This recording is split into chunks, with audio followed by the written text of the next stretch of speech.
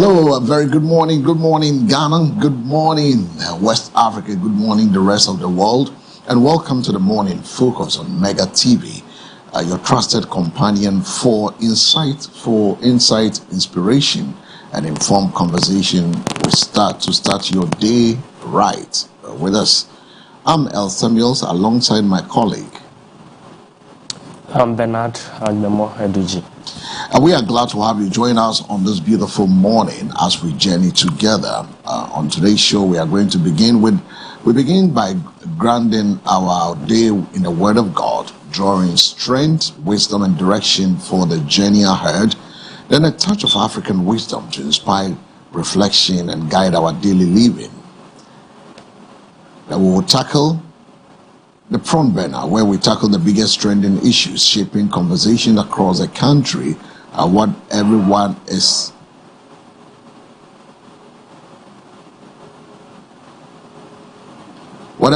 talking about and why it matters to you.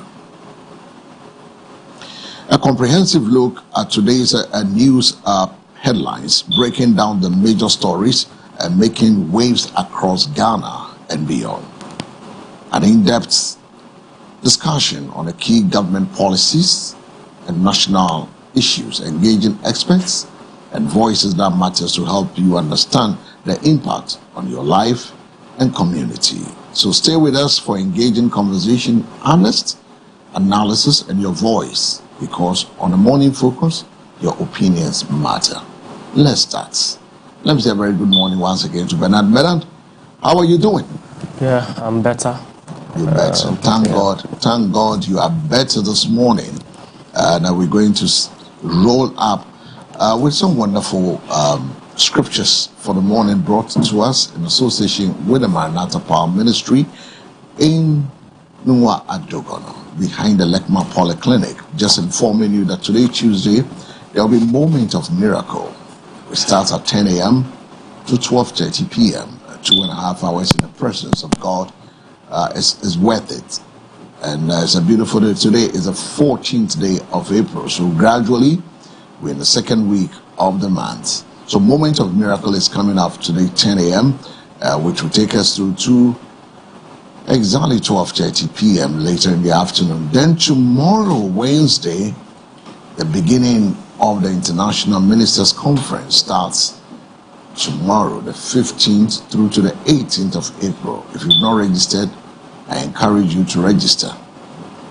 It's free to anybody, but if you want to be a member of the International Ministers Forum, the African Conference, which the convention will be at the Maranatha Power Ministry from tomorrow, Wednesday, the 15th of April, right through to 18th of April, is a place to be. Then get yourself registered. If you're a church worker, you're a minister of the God, you have the calling of God on your life, you want to come listen. Countries about 9-10 countries are coming, from the US of A right down through to Nigeria, Botswana, Kenya. All these countries are coming, so be part of it, where the Ghana chapter will also be enacted on the day. And that takes us straight to just reminding ourselves as to some of the things you need to look out for as we sojourn for God and for country. And the scripture says, Psalm 118, the verse 24, this is the day the Lord has made. We will rejoice and be glad in it. That's our scripture for this morning. This is the day the Lord has made. We will rejoice and be glad in it. Psalm 118, the verse 24. Interesting scripture. Absolutely. Yeah, it is the day the Lord has made. It's a fresh day, a new beginning, and we have the choice to make, either to be glad or to be miserable or to be sad. Yeah, but happiness puts you in the right frame of mind to take right decisions, to plan, to do the best for yourself. So it is not just about being glad, it is about what being glad does to you as a person, and your family and those. Raise the day with gratitude, positivity, and faith, knowing that God is in control. And I love that song that we say is in control all over the world. Master Jesus is in control. Yeah. And as you step out today, choose joy, choose purpose, and trust that everything will work together for your good. And this is brought to you in association with Maranatha Power Ministry International. This morning, 10 a.m. will be a time, a moment of miracle, a time with the Lord. So be part of it, and your life will never be the same. Right after that, we move straight away to the African Proverbs for this morning. The child who is not embraced by the village will bend it down to feel it warm. That's our wisdom for this morning. The child who is not embraced by the village will bend it down to feel it warm. It was saying.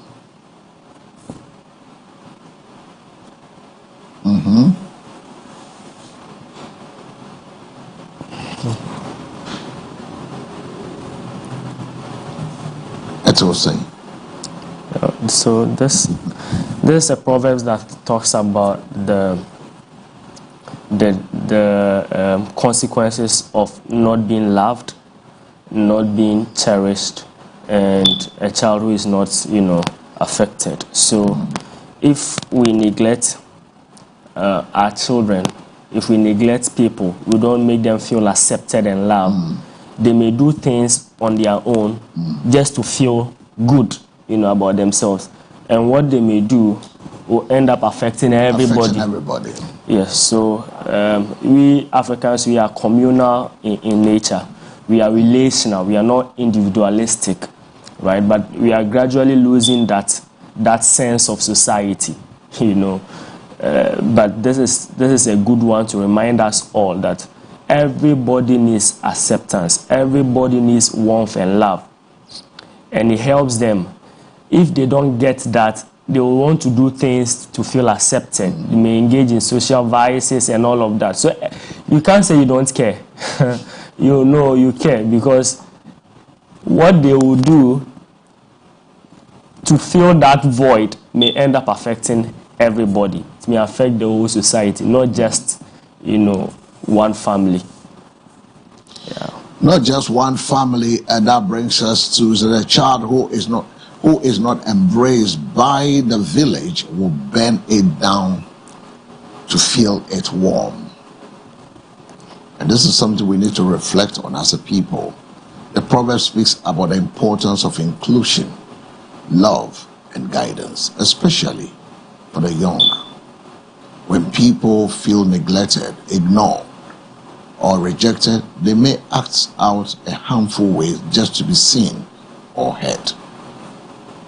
It is a reminder to families, communities, and leaders to nurture, support, and uplift one another.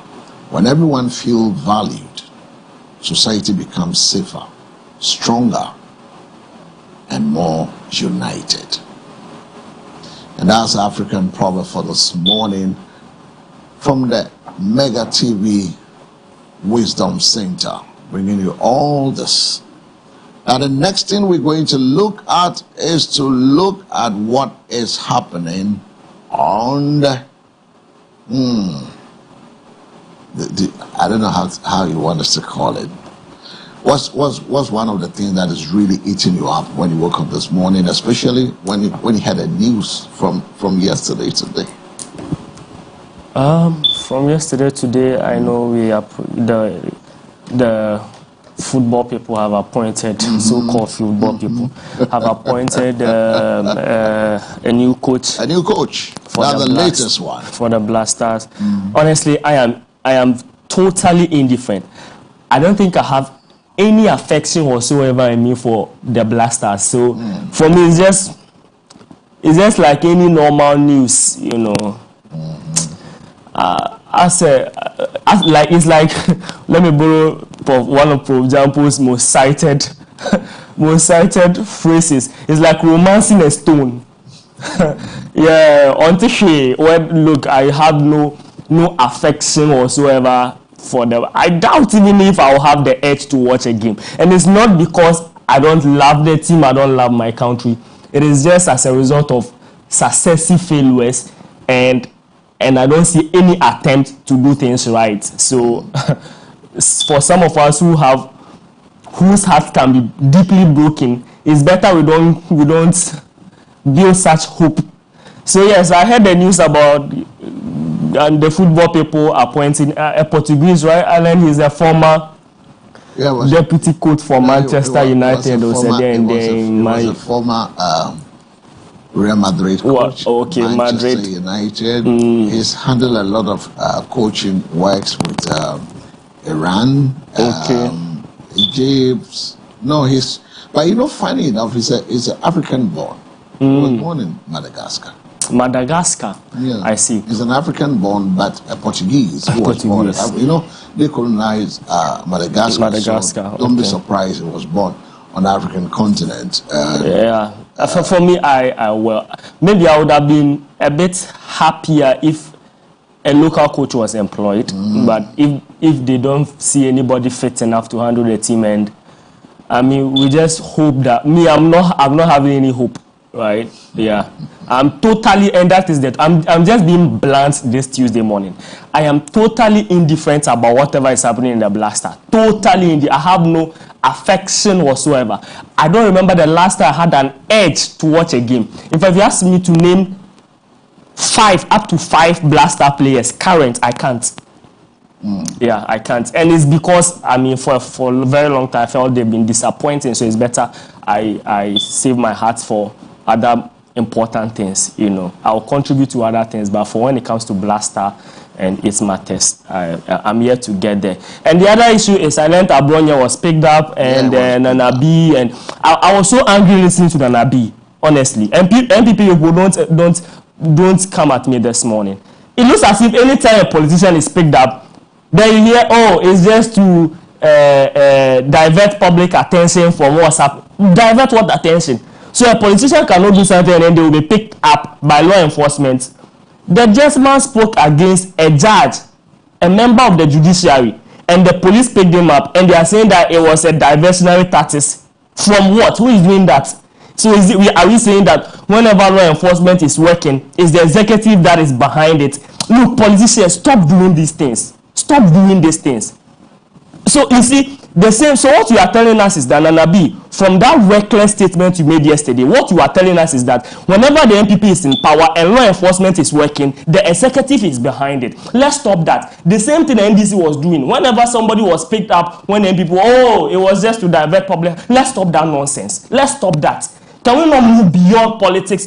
Do we have to look at everything through the lens of politics? Obia Kasama Tia Judge. Now police for Kofana, yes, is the politician, the government trying to divert. Divert what? So it was John Mahama or his vice or ministers that said the police should go and pick up Abronye for speaking against a judge. Let's stop that. Look, so what Nana B? I'm speaking directly to Nana B. You should know better.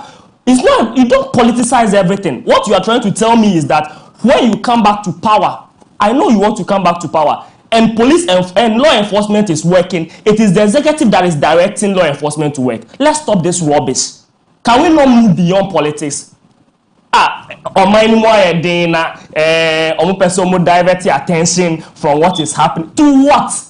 The gentleman was arrested for a particular reason. It had nothing to do even with the executive arm. Even if it had to do with the executive arm, can't law enforcement work without we tagging it to the politicians, hanging it on the neck of politicians? Should John Mahama tell the police to go and pick up Abronye? John Mahama, of all the things he has to do in this country, and the persona of John Mahama, he would call police that go and pick up Abronye. That would have been cheap on his behalf. Let's stop this nonsense. When law enforcement is working, let's separate politics from it. If not, the politicians and politically affiliated, whatever, exposed persons who make such reckless statements, and they know that when police come after them, their party people would defend them. Let's stop this. It's not helping the country. It's not helping us. Let law enforcement work. Let somebody threaten you, Nana B, right now. Let somebody threaten you. and police should not come and pick them up. Then we'll say that if they pick them up, we'll say that it's directional tactics. What is that?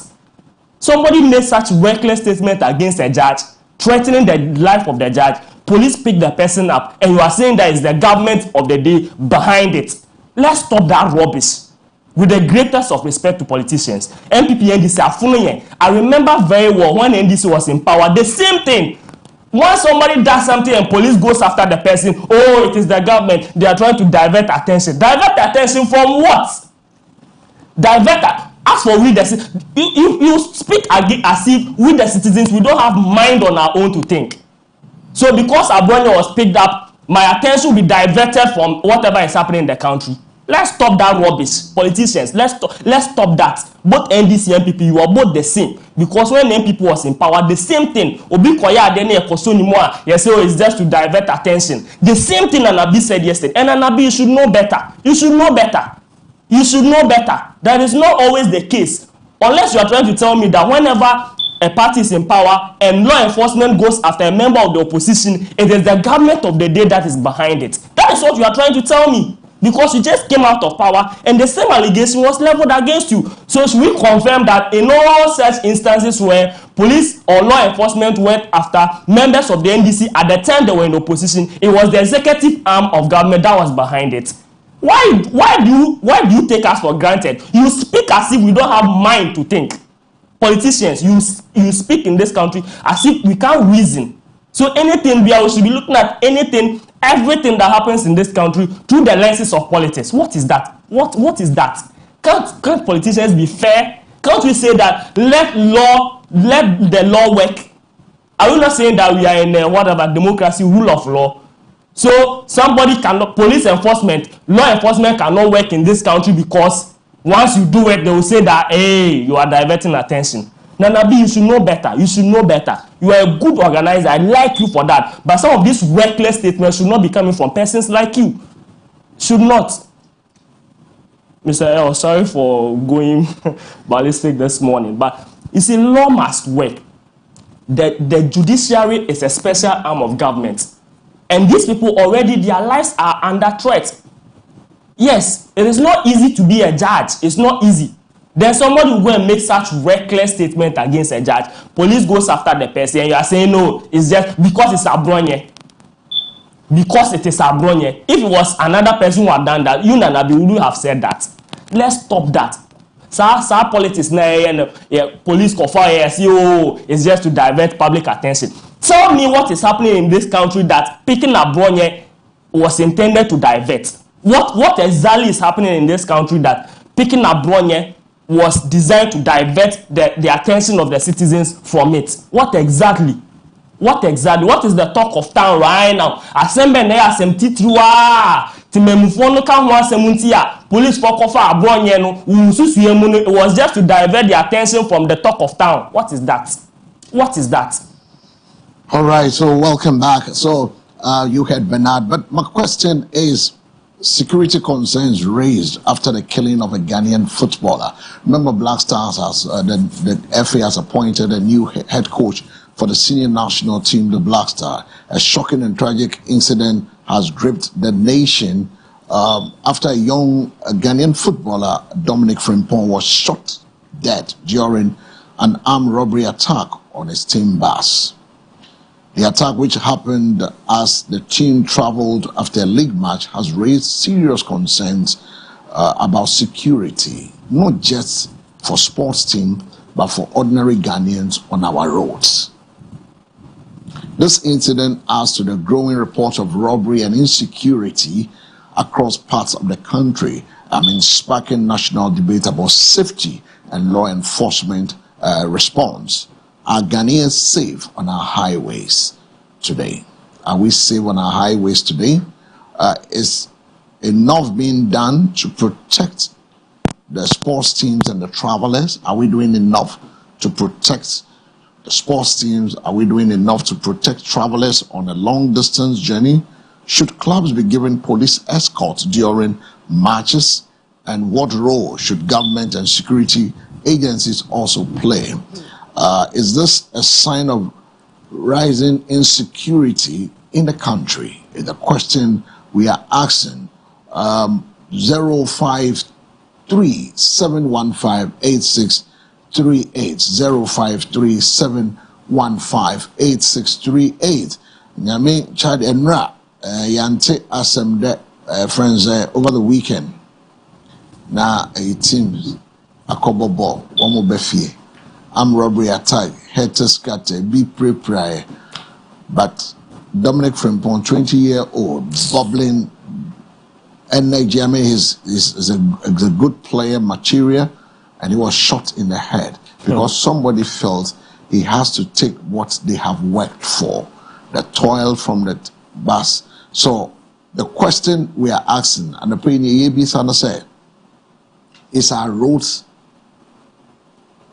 safe for travelers and for teams that are doing those travels on our roads? Is our road safe? If it's safe, let us. If it's not safe, let us know. The question is our Ghanaians safe on our highways? When we're traveling on our highways, are we safe? It's one of the things we're asking. Is it enough? Are we doing enough as a nation to protect teams and travelers on our highways? I mean, when it comes to football matters, are teams being given escort, police escort, when they are doing their travels to other parts of the country to play the game, the passion of the nation, football? What role should government and security agencies play to make sure that our highways are safe? You know, sometimes it's sad when you hear some of these matters. And with this happening, is it a sign of rising insecurity in the country? Let me pick your thoughts on this one before, whilst waiting for your calls. What say Dominic, say, I'm robbery, team akobo bo, womu befi, na yakwa cross on, eji womoniama, ya boba kuchiyama newu, bebrenswe prepra, Drew Hospital no Niger. Media. It's the time, say, if security matters on the highway is becoming one too many. Robbery on our highways is becoming one too many. Jama, Sisiano onam anajukra na oyemoshisho. As to whether you get home safely. Is it a concern, say, your security matters has not been up to scratch? Yeah, it was a very, very sad story. Very, very sad story that a young man that age, will die because of robbery. And I think, yes, we should start looking at highway security. We should start taking a serious look at it again, and also the football fraternity. I think that if it is possible, they should provide security for the there should be some escort when they are traveling. Yes, if police personnel can be part of the team while they travel, especially if they need to journey in the night, right? Knowing that some of these roads are not safe, it will be better to have security personnel with them. I'm sure it would have been something different. The story would have ended differently if there was some sort of security with the team. So I know that Ghana football, we need major investment.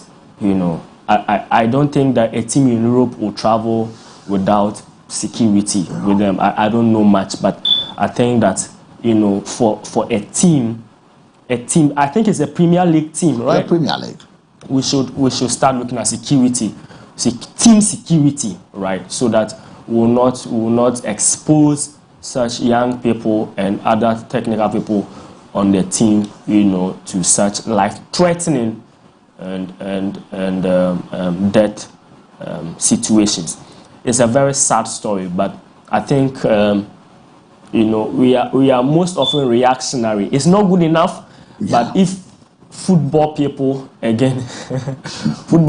would consider this as an event to trigger and we look at team security, it will serve us some good. At least we will know that through such an unfortunate development brought some new reforms to our football. especially if they need to travel in the night. We don't allow the team alone without any form of security.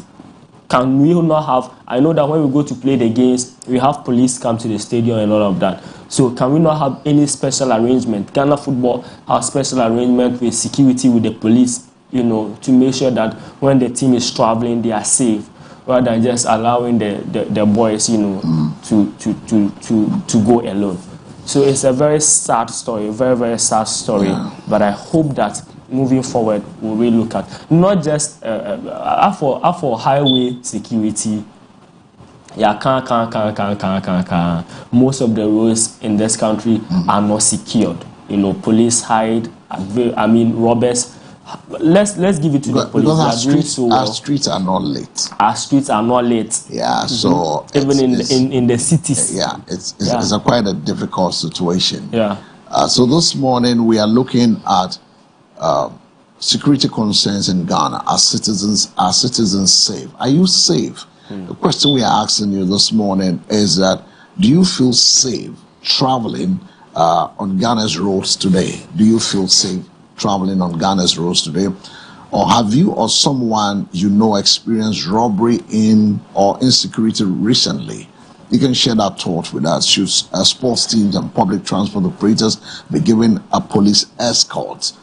Those are many other things that we're looking at. Are security agencies doing enough to protect us as citizens? And what solutions can you also help to improve safety immediately? Because we can't just get up and hear this vibrant, a young Ghanaian footballer losing his life in a suspected armed robbery. This is pathetic. This is sad. On the steam bus whilst they are traveling after the match. The tragic incident has raised serious questions about safety on our roads and growing concerns about security in Ghana. 053-715-8638 is the numbers.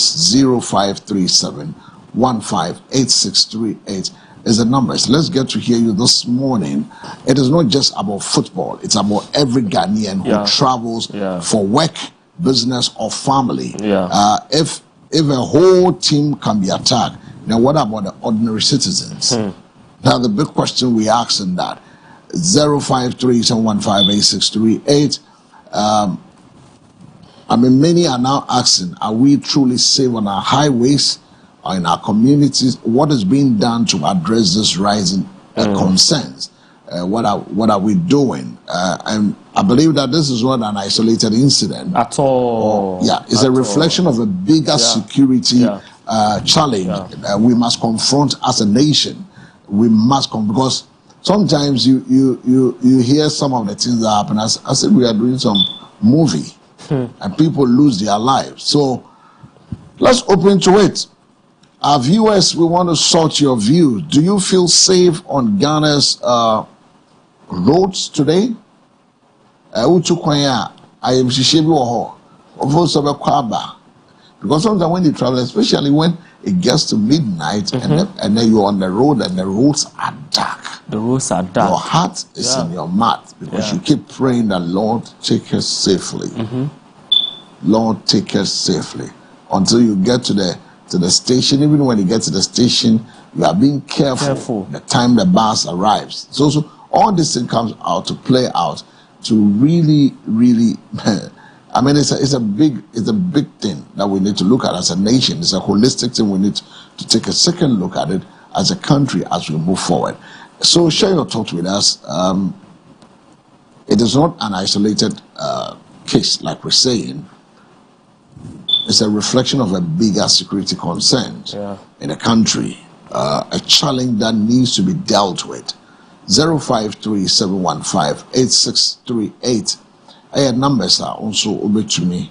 Afraid, do you feel safe traveling on Ghana's roads today? Uchukwanya, I am Shishibi or Nasa, why Reshimu said, Overqua could dread she ento Sangoya accident. And go armed robbery. If that's Soria, Yimia, your back, your fast, or Marco Bobo, or Mobile Naija, am Robert Sakotribu on soa ya bonitio niti amanewu pam nti nso betumi e de wadwen kire afa so whilst waiting for your calls on 053, you can also send us SMS on the same subject. Send us an SMS on 053-715-8638. Do you feel safe in Ghana today? Is either yes or no, or you are not sure. Either via WhatsApp 053-715-86 or SMS 053-715-86. The numbers on your screen, you can send yes or no. Do you feel safe in Ghana today? Do you feel safe? Let's pick your opinion on this. Do you feel safe in Ghana today? Yes or no? Do you feel safe? You know, one of the a group of people who have also been targeted recently, Momo merchants. Yes.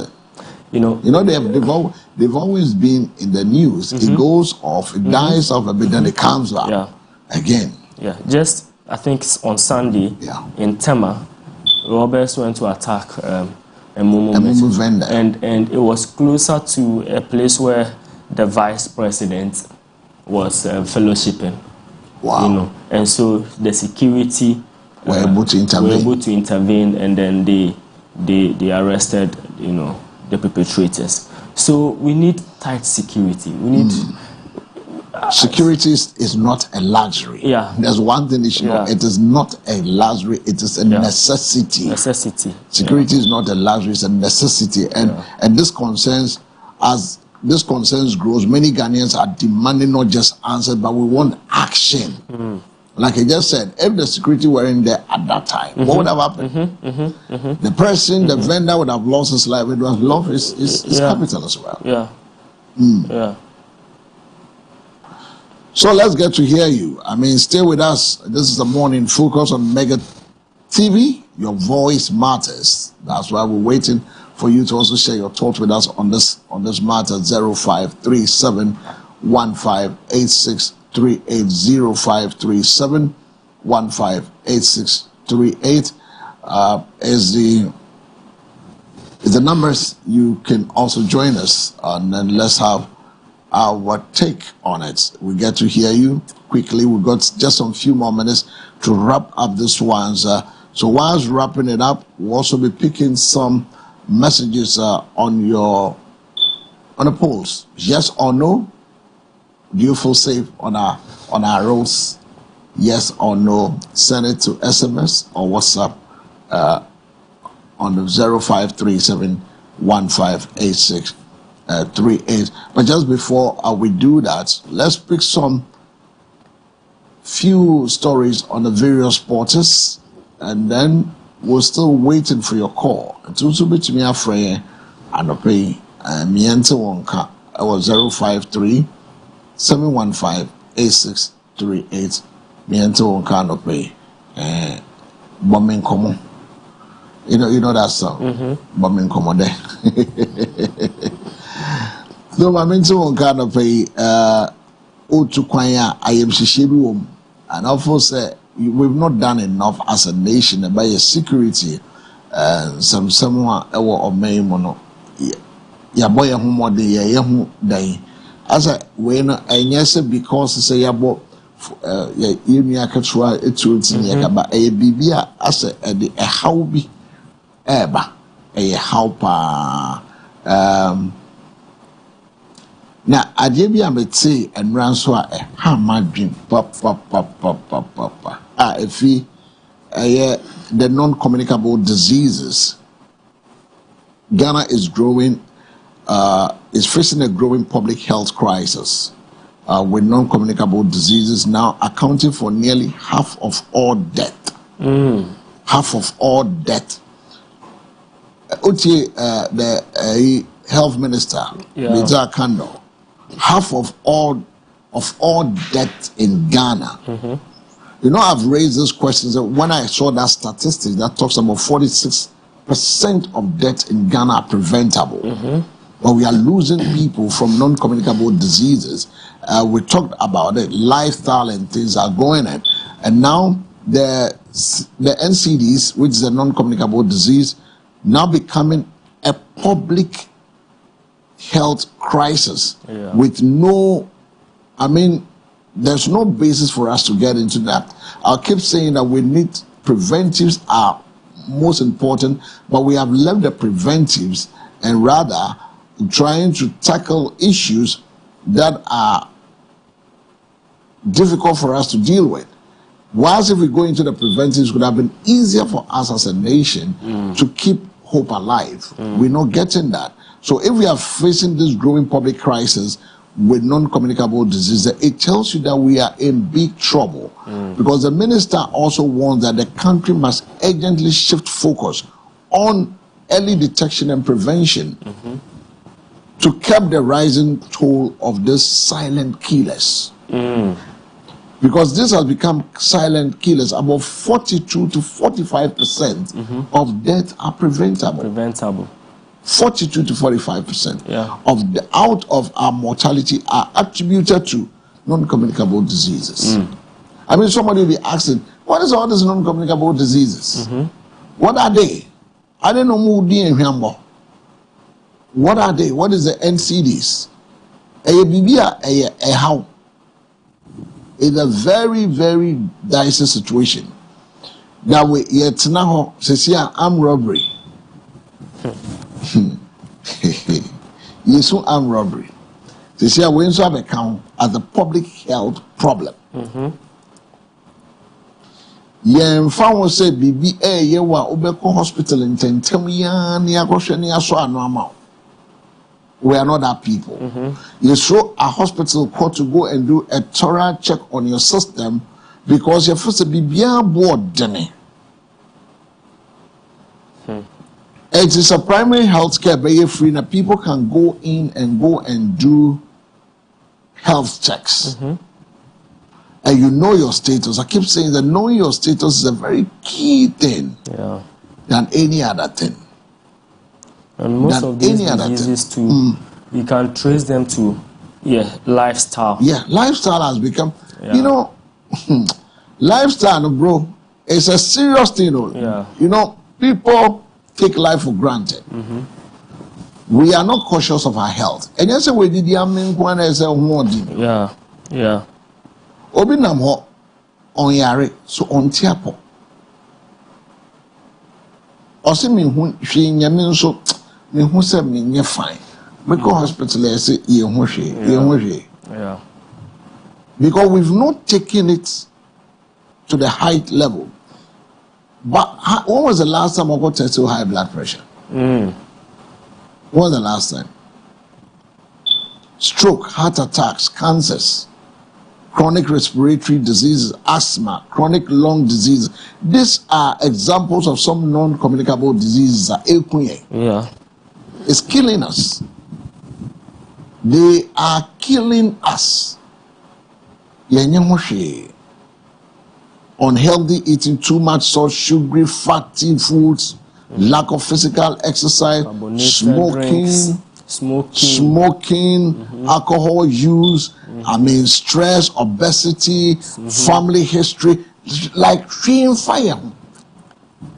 We are not checking any of this. And people are dying. And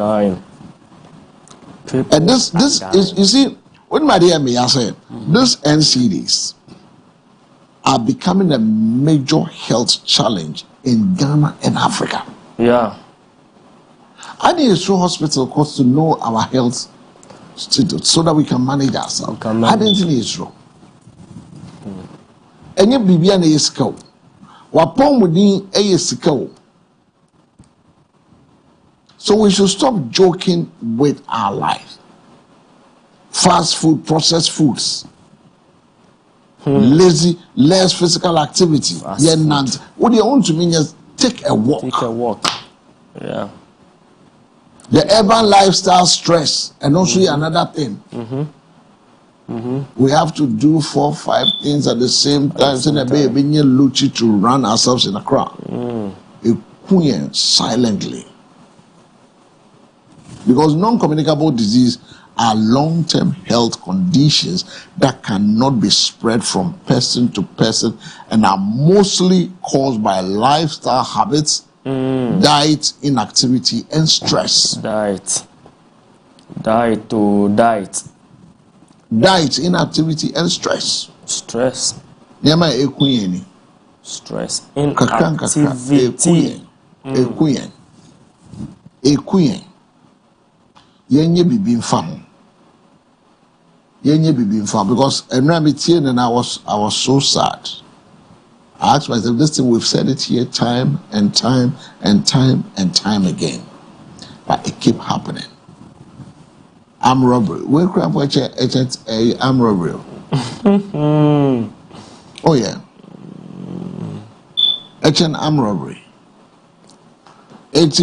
When we say non-communicable disease, we are referring to illness that are not spread from person to person, but instead develop over time due to lifestyle, genetics, and environmental factors.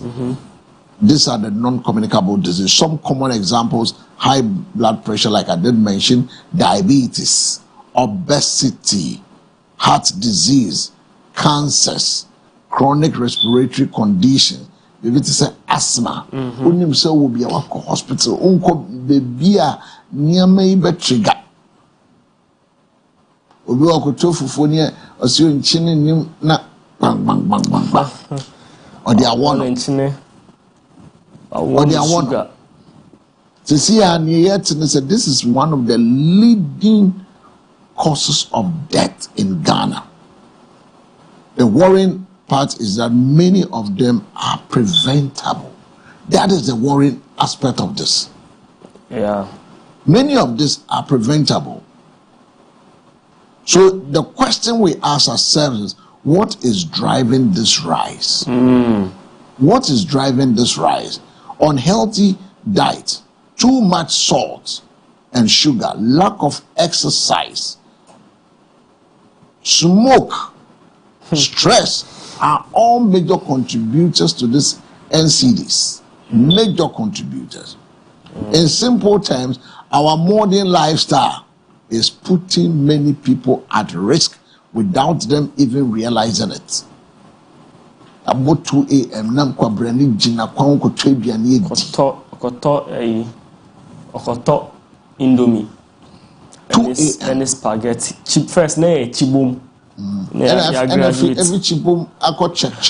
Every check and I drew a Indomie. And the spag. And the spag now you find kefu. From na de akoda. Hey. Owo pa ni e friends. I'm waiting na obo no yam na de akoda. Yeah. Because I feel that if we don't act now, we may lose more than half of the population. Because 42-45. It's a huge number. Yeah. And it's increasing. That is the thing. The number keeps increasing. The last research I found out was we were then at 40. Then now it has moved to 45. It moved to 42, now it's in 45. We are not taking care of ourselves. Yeah, all of us. Sunday, I was having a conversation with my pastor to tell Papa, the home family. He asked me, say, what do you eat? Yeah, that was the question he asked. Fix your diet, then we can talk about anything else. Like we don't even have time to eat good meal. We don't have time to eat good food. Always on the run. And you know the funny thing, the day you eat some good meal, it knocks you to sleep. Absolutely. It will knock you. You sleep off. It's true. Because 1 year, fast, check. Edo benya eduane ankwa wo ho obedi no so tewa. Na wada uto. Na order kakra na order we ice cream. And the first say we are living life. So you see, that is the thing. You feel like you are living life. Because I keep asking myself, my mom is so healthy, and I ask myself, this is a woman who is baby obekono Mr. L me call her one day the way I'll breathe free but she's always going up climbing hills, you know, eating well, not so you see some of us we think that we are the ones the point is them me coach na ya blend it ni me kusam yemfa no na first say no kontomre no before e be do nkra ha na di be 1 week kontomre di me friends no wo e be do honum no e be do malata na e bia be do test spin test baby out honum na di be 2 weeks kontomre oh. So you see garden eggs and also this thing of using chemicals to increase yield. In your dwana ADCC and the tomatoes na eating, you want the chemicals and you know you are not eating organic, right? So our farmers almost our farmers they are part of it. I make them few small little by little. Omo want no colors, omo want no chemicals. Inti me kona nke o say di be 3 months no, 2 weeks. Na so na akote. 1 week na de na so na akote. Kokumba ni ade nyina. So we are not healthy. We are not eating organic like before. Right? So the things we eat, part of it, our food stuff, part of it, our lifestyle. We are not sleeping well enough. Nani stress. They would the traffic will be 4 hours. No, so the point is 2 hours. Over 2 hours. Never me go boss with the stress account. Stress account. It's one of the things that we don't rest. The trust you was so now doing traffic. The point is that Bernard, who sit there? Who sit there and I say no bill no show. The bill is staring at you. So our lifestyle, I mean the conditions at this time, we need to make time to rest. We need to eat well. Yeah. We need to take our health. We have to know our system. So if there's a cancer that has been developed, you know how to deal with it. If it's a heart disease, you need to deal with it. Yeah. If it's high blood pressure is the thing that causes the diabetes, that causes the liver issues, that causes the how do you call it? From liver to your kidney. All this is a blood pressure. No, on this side, you're intertwined. High blood pressure, any kidney, liver, diabetes, they're intertwined. Yeah. So if you don't control it and know your status and know this is me and control it, once when your diabetes, your diabetes, check your sugar level, check your BBR. Yes, Ghana needs you alive. Ghana, it needs you alive. So we transition, we go into the newspaper segment of the morning where we're looking at the stories on the various newspapers, how they capture some of the stories on 053. Share your thoughts with us. 053-715-8638 and numbers. Don't forget, Black Stars have also, the FA has announced a new coach who is taking a major turn with the appointment of experienced Portuguese. A Portuguese tactician. Hello, who is this? Your name? PCR. PCR.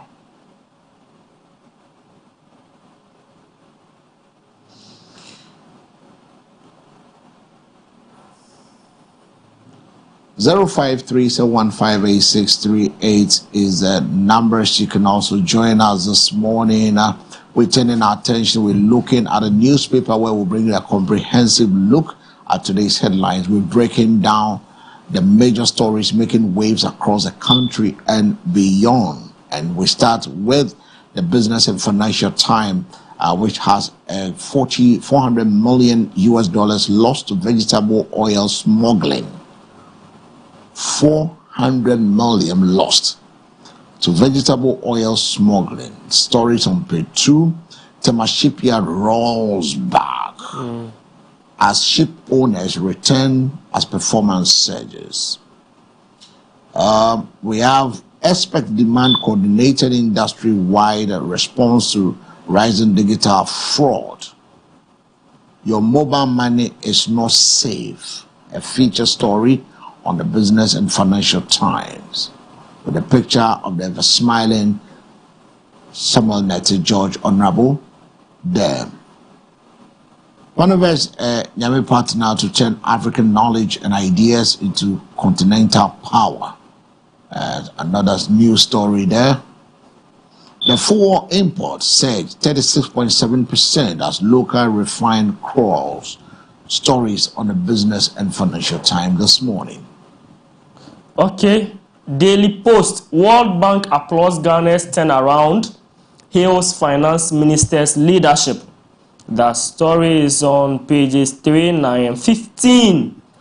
Yes, you can see Cassel Atufo seen in a handshake with one of the officials from the World Bank.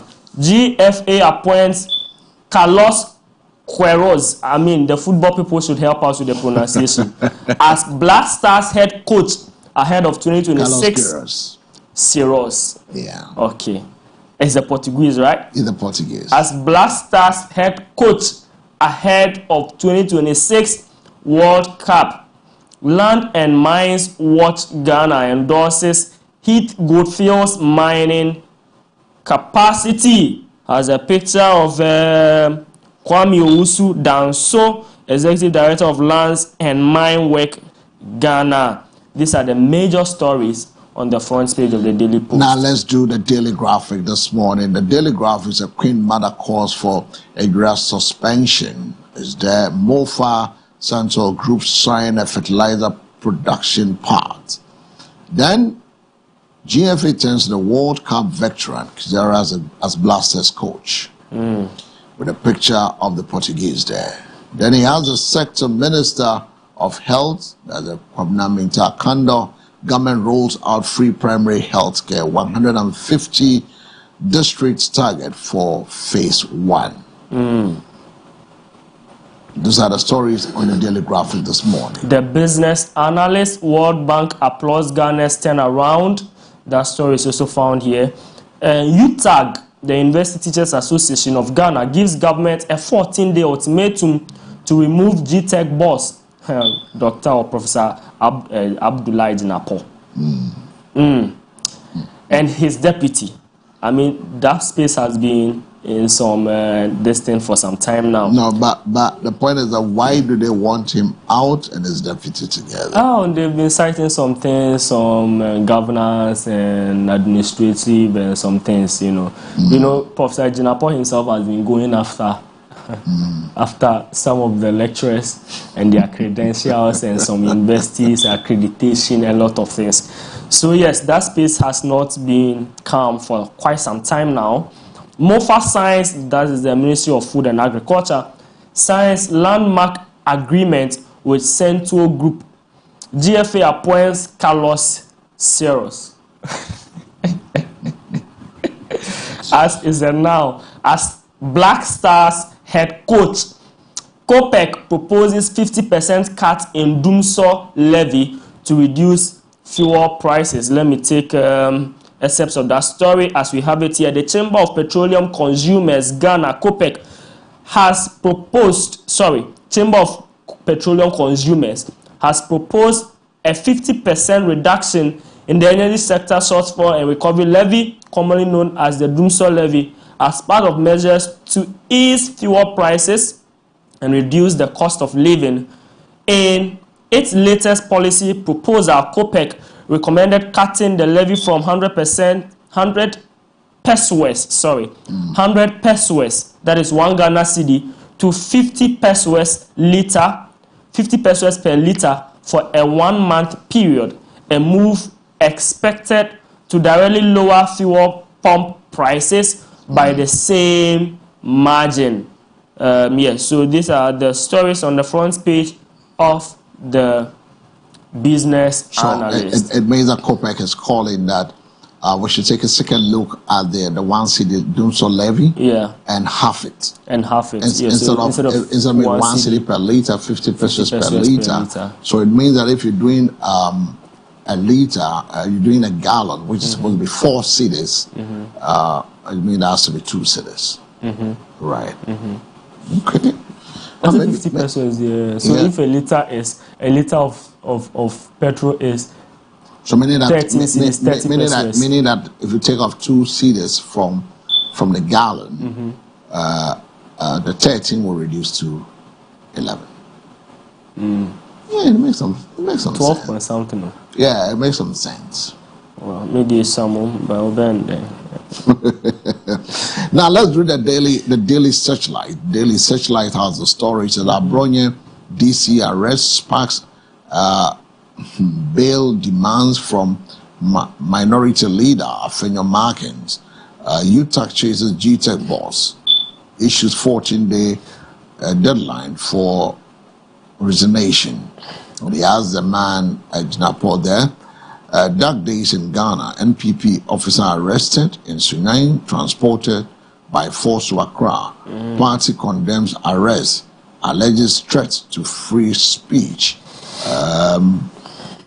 I know it all. That is a Dubois picture down there. Then you have the picture of Emmanuel Amakofi-Boa, the Minister of Lands and Natural Resources, and then the acting mine inspector from the Minerals Commission, Mr. Joseph Frimpong, and this had hit Goldfields at risk of losing mining leases.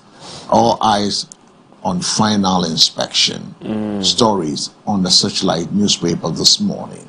Okay, so let's take the Overseer newspaper. $500,000 family planning supply stuck at port to be cleared soon, according to the Health Minister Kwabena Minta Kando. Publican AI boosts Tema Port revenue by 46% amid stakeholder concerns.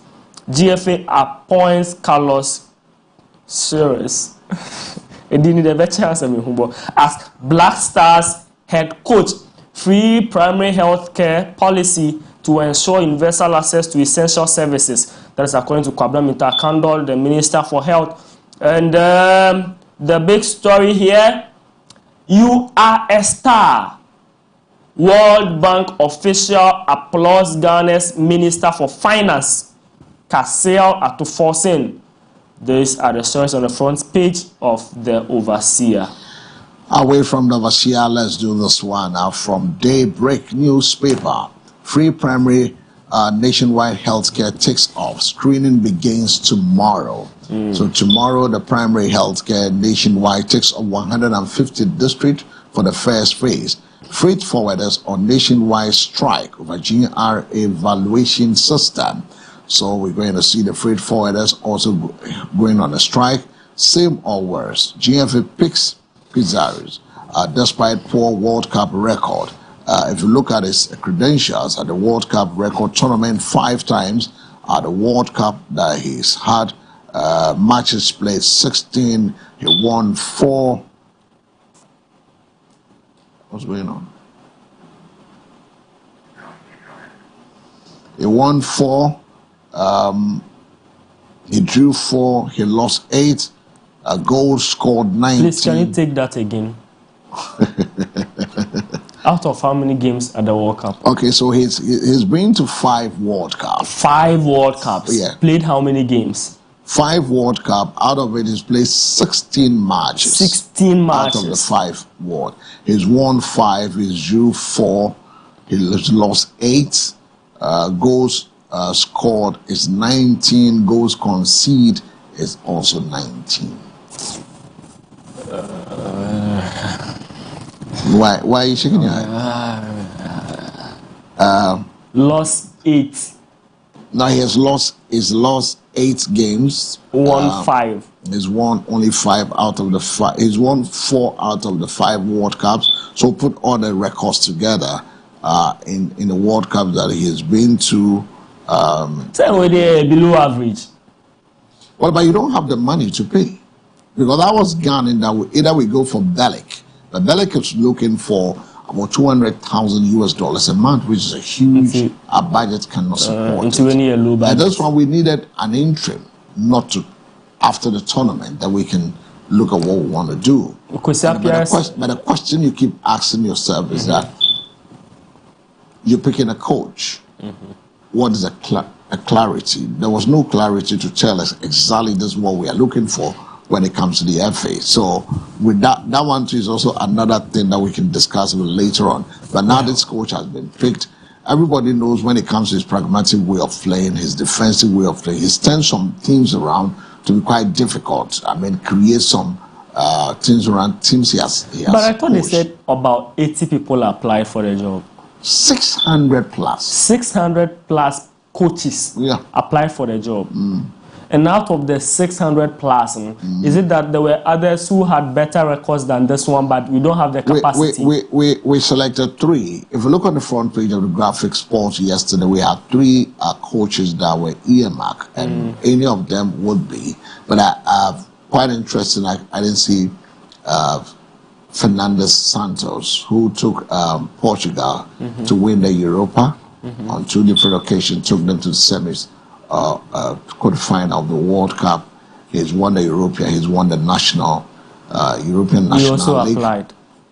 He also applied. So why not? We have Belek who also came in, another fantastic coach. You can also tell. So why not him? Without those experience. So I was gonna, if it's not Fernando Santos, then it should be Belek. But unfortunately, if you look at the asking price from those coaches, we don't have the luxury to go for them.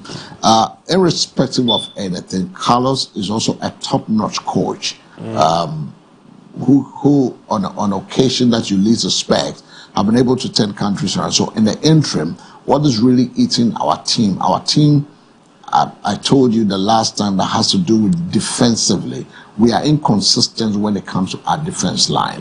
Now, if we get somebody that can be able to bring that authority in the dressing room, in the dugout, to be able to put the players in their core position and look for players that can really give us that consistency in our defense line. Then you know that because we have our forwards are swift. From the wings, we are swift up there. We have good players that can, in transition, we can work out the ball. Even if you look at a goal that we scored against Germany, the workout tells you from the wings through to the forward line, we don't have a problem. A problem has to do with our defense, our back line. When we don't sit deep and we have a good midfielders too that can hold on to the ball and have a playmakers that can break down attack, then it makes it much easier. But if you don't have a consistent defense line, today is this, tomorrow is this person, another time is this person, because we don't have that consistency in defense, we will end up losing. Now you bring in a coach who's pragmatic when it comes to defensive. So I think, for me, I think they looked at our problem and then bringing in somebody that can help solve that problem. So we now looking, we have just a shorter, we have a friendly to play against Wales and also against Mexico as a friendly before the main World Cup. And all this is happening in May. That is next month. We want to see what will happen. Now we are losing some players to injury. Who can hold our back line? Salisu is injured. Abu Francis is also injured, right? So these are key players that we're losing in our back line. Now, if we should be able to draft in players, I've always said that, look, there are even players in the local front that could slot into those positions. Why not give people the unsung heroes? Because if you look at the South American teams, always bring in a player that is unknown, unsung, a young player to sit on the bench, and they always come to cause the difference. Spain has gone into that Ferrell also, trying to bring young people to sit on the bench, but the moment they release them onto the field, they causes a stir in the opponent backline. So it's something we need to look at and see, what do we want to do at this World Cup? Are we just going to participate and come back home and then rebuild the team? I think something we need to look at, because you don't bank all our hopes on this, that there will be a miracle. Football is about preparation, and then when you're prepared, you have to have that mental toughness. Like, let me give you an example. Look at Tottenham Hotspur with all the good facility they've got. Now, what is eating the players psychologically? They are losing, and not because they are not good players. So you have to get somebody that can psych the players out and tell them, go out there, go do what you have to do, but enjoy yourself. So it's something we have to look at and know, put clarity, and let every Ghanaian know that this is what we want to do.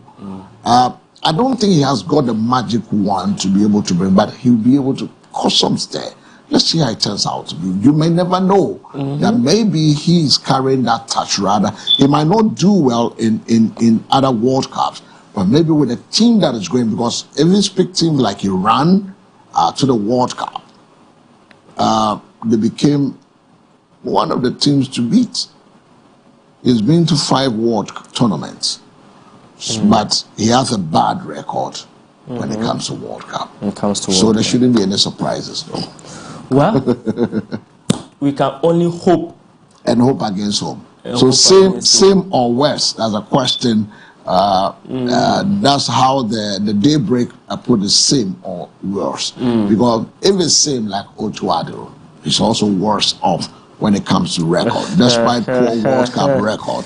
They have free Abronye, Afinomark and demands. The story is on the front page of the Daybreak newspaper. From the Daybreak, let's take the Dispatch. Why MPP's first national vice chairman is likely to be Dr. Mustafa Hamid. The nation has been derailed, deprived. The presidency has been deprived.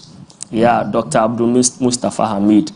KGL to honor 2025 corporate income tax obligations with payment of 150 million Ghana cedi this month.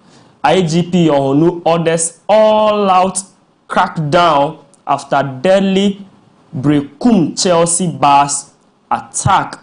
And the big story on the front page of the Dispatch, NDC's 2028 presidential slot. Haruna Idrisu likely to be running mate to VIP. Other potentials include Julius Debra, Esedun Ketia, Eric Opoku, and Atoforsen Doctor. So yes, these are the names that have come up, and the Dispatch is saying that Haruna is likely to be vice to the venerable Professor Nana Jane Opoku Agyeman. You think so too? For me, it's too. If you look at a crystal ball, you think so too? It's too early. You think it's too early? People really doing campaign. Oh yes, people really doing campaign. Behind the scenes, things are happening. Things are happening. Yes, of course, people are going on.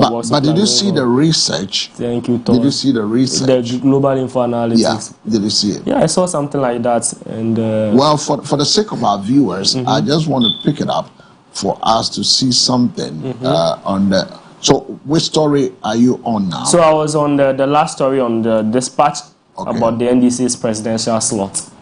Okay, so we'll look at the permutation on the screen to get to see who is leading what and who has gotten what and who is getting closer to it. Because if you look at it, it's like the chairman, the General Mosquito, is in the lead. And this guy is using the thank you talk to begin his own thing. Yeah. It's thank you in disguise, but that is politics for you. That is politics for you. All right, so let's go. We'll go check that on the front page. Let me do this quickly. PCR. Let me do this quickly, and then for the sake of our viewers, for the sake, let's pick this one. Okay. All right. So it says who leads. Now the question, who leads? If you see it, we have the undecided, which is about 24% of the people. 24%. Then you have 1% are others who have not really decided. Now, if you start from the left to right, you have Ashedi Nketia in a poor position, 29% of the lead. That tells you that Ashedi is doing very well. Then you have the vice president, Prof. Nana Jane Opoku Agyeman with 8%. Julius Debra is also vying for the same position, 8%. Then you have in the third position is the man Haruna Idrisu, 11% chances of a lead in the party. Then the Kessel Atoforsen, the finance minister, is on 19%, according to the global Info Analytics. This is how the graph was drawn with the 5 main candidates: the general chair, the chairman, the vice, the chief of staff, the education minister, the finance minister.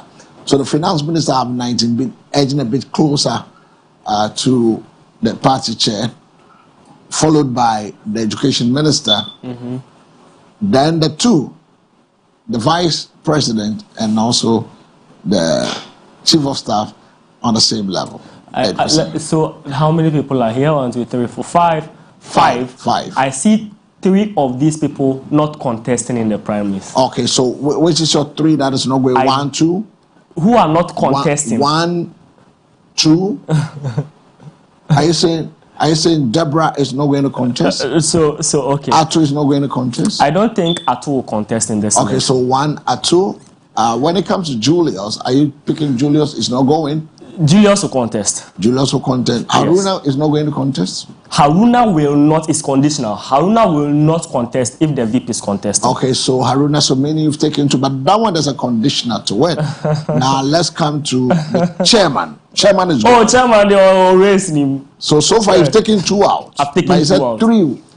Initially said 3. So I'll say 2. 2. So yes. Haruna and Kesa, the education minister and the finance minister. And the finance minister. But you say the education minister's own. You say if the VIP should will go, contest, then the Haruna will not. Then we want to rather partner the VIP. Haruna has been pushing. I mean, if you listen to his from day one, he's been doing that. He's not been pushing, but from his narration. And the point is that the audience. he was the first person who said a female can lead the country. Yeah, so then he would look forward to see. I want to get his thought. I look forward to see the professor leading the party. Yeah. So if the professor will contest, he will want to support. Haruna may not. Okay, so now if you have this 11, if he has this 11, and he has 8.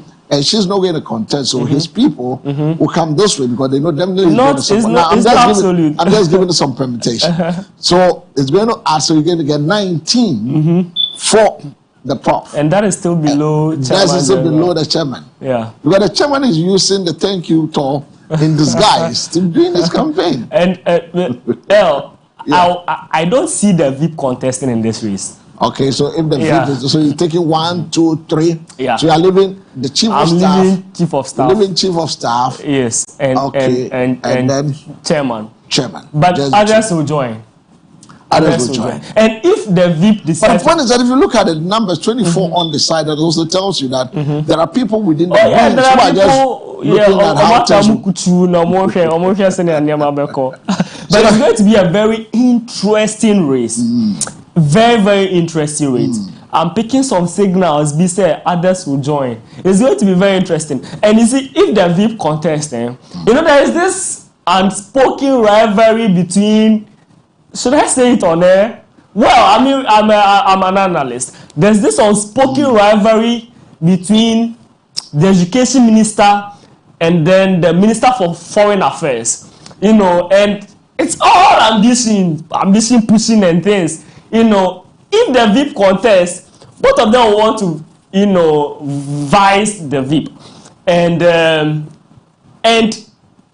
both of them also have this kind of relationship with the VIP. Remember, Ablakwa had been the VIP's deputy when, she was at the Ministry of Education.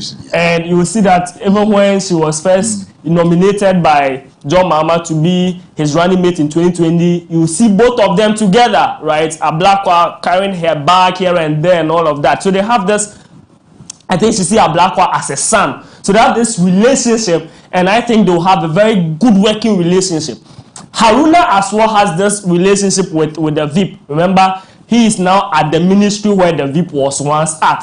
So they have in fact, it started from Parliament, where Ablakwa resigned from the appointment committee and all of that. There were, allegations, counter allegations, So there's this unspoken rivalry between the two. Recently, something happened But in politics, that's the point that you need to not, you don't call it, I don't know how to put it. The rivalry will be there. Yeah. But I guess your point, you need to dialogue and see who has a better chances. Better chance. Supporting to make the person go. Yeah. So you look, you play all those cards and see who has a constituency.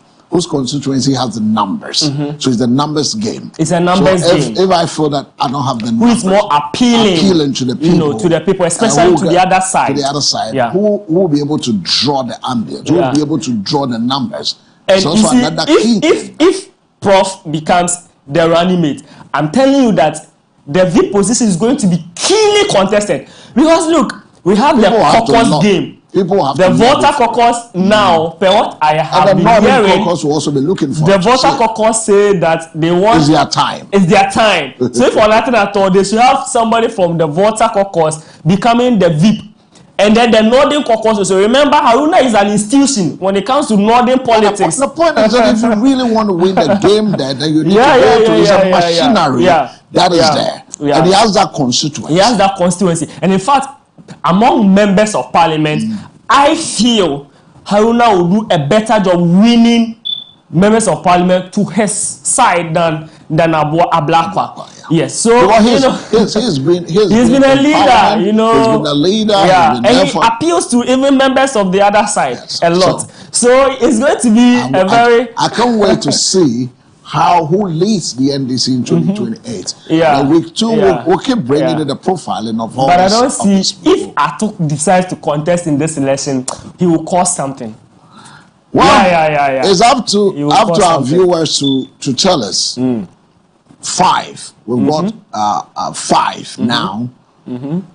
Ato, Haruna, Julius, Prof. Opoku, and Asedu Nketia. In fact, for these two, Julius and Chairman, it is a constant thing that they will contest in this election. The point is this. Unless something happens. 0537158638 is the numbers. Who do you think should lead the NDC? 0537158638. I'll bring one last, perspective. Okay. So all I've been saying is premised on if. Now you've used the if. Yes. If. Yeah. 1, 2. Yeah. 3. Yeah. If for those two, you are saying for these two, I know they are inside. They are in. Yes. Okay. These two, I know they are inside. If Prof contests and becomes the party's candidate for 2028, I think she will gravitate more towards Haruna, and it's also because of the NPP's candidate.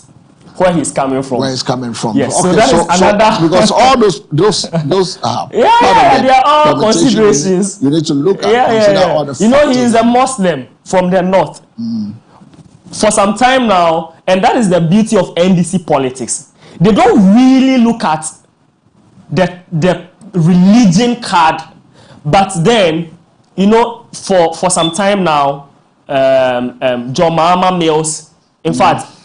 Rollins Aka, Rollins Mills, Mills Mahama. In fact, Mills what's the name? The first person who went. What's the name? Special prosecutor was Martin Ahmed. And then Muhammad Mumuni. Yes, and I think Mumuni was a Muslim or is a Muslim. And then so Mills Mahama, no Muslim. Mahama Emisata, no Muslim. Mahama Prof. No Muslim. But you see, if Prof becomes, I'm sure that in order to balance the northern, vote, because the MPP's candidate is from that part of town, and also to sort of appeal to the Muslim brothers, Haruna will be preferred to Ablakwa. So that is if Prof becomes. But from where I sit, I don't think Prof would want contest. And even if she does, her chances compared to other people in the race, but for me, the truth is, as I sit here, per all the analysis and all the things I have heard, Asedu Nketia is in a comfortable lead. Not just this survey, because remember, the survey keeps changing. There was a time when it was Haruna leading.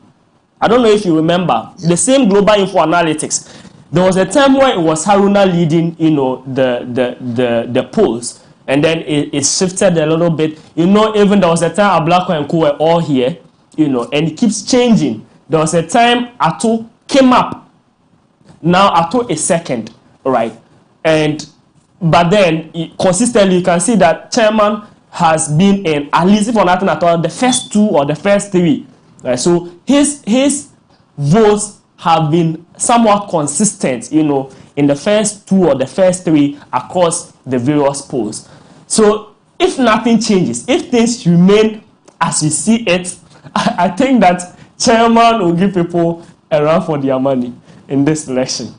Yeah, and it's going to be a very beautiful contest. In fact, I just pray that they will be able to run the country well, not bring in their individual, you know, political ambitions to destroy the good work that they are already doing until 2027 ending. Getting 2027 ending there, we are going to see, you know, a lot of politics from this side. But then one thing that we should also, you know, we should also be considering is the party's internal elections.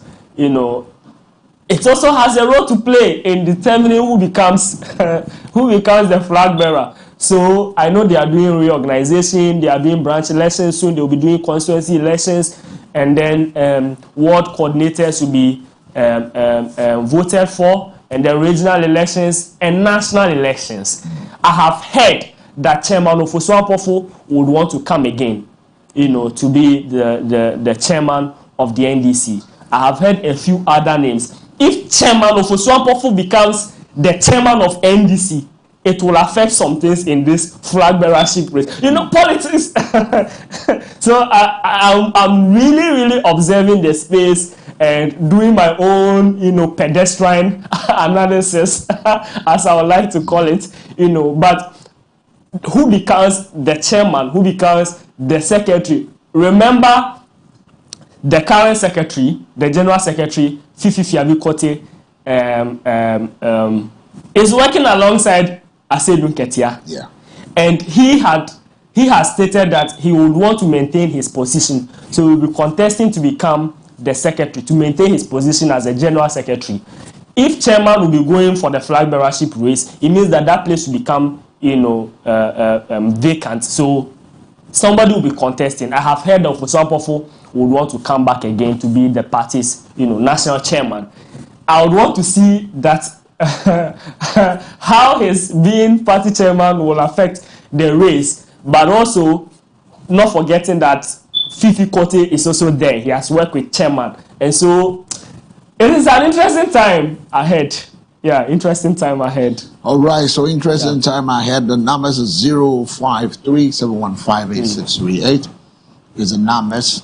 We're looking at the NDC flag bearership race. 5 names are spawned up. Haruna Idris, strongly early front runner in the polls, but now it is Asedu Nketia was taken up. Johnson Asedu Nketia, Kessler to Forsen, Julius Deborah, and Jane Nana Opoku Ajima. In recent analysis, which shows that previously it was Haruna, now currently it's Asedu Nketia. It's not unofficial, but it's still not official. The NDC are yet to choose who leads them in 2028. However, early political discussions and polls suggest that Haruna, Asedu, and Forsen are leading in the conversation. Yeah. So far, these 3 are leading the conversation. And you know, you see, let's not think that things are going to be like this. The finance minister initially was not in this race. His name was not even among, you know, the possible candidates. But because of the way he's been able to manage the economy, remember just this morning. Hello, good morning. I'm calling to contribute to the show. That's why. Your name and where you are calling us from? Hello. Your name and where you are watching us from, sir. I think he's listening to himself on the TV, radio, yes. so is having difficulties. Yeah. When you call us, we expect that you lower the volume on your TV set or walk away from the TV set so we can talk on the phone. So you can call us and give us your contribution. That's why the number's on the screen, and there's a line that tells you to lower the volume of your TV set when you call us. So please do us that favor.